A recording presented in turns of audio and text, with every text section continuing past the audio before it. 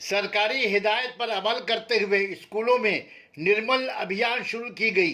Titagarh free India high school में तलबा तलबात को साफ सफाई पर अमल करने की ट्रेनिंग दिलाई गई। सना मेडिकल हॉल,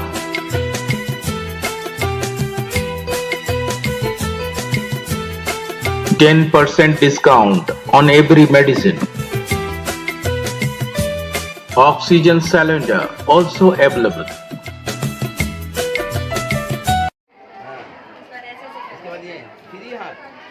आप बताइए।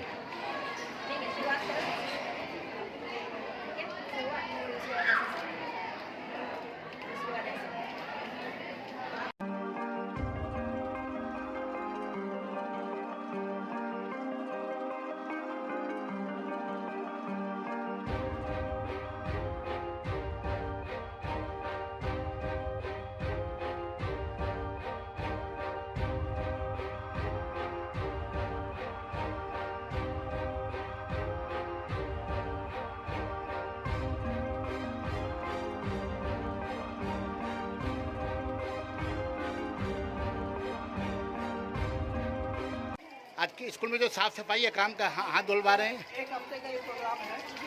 विद्यालय प्रोग्राम चल रहा है। कल से शुरू है, आज दूसरा दिन है।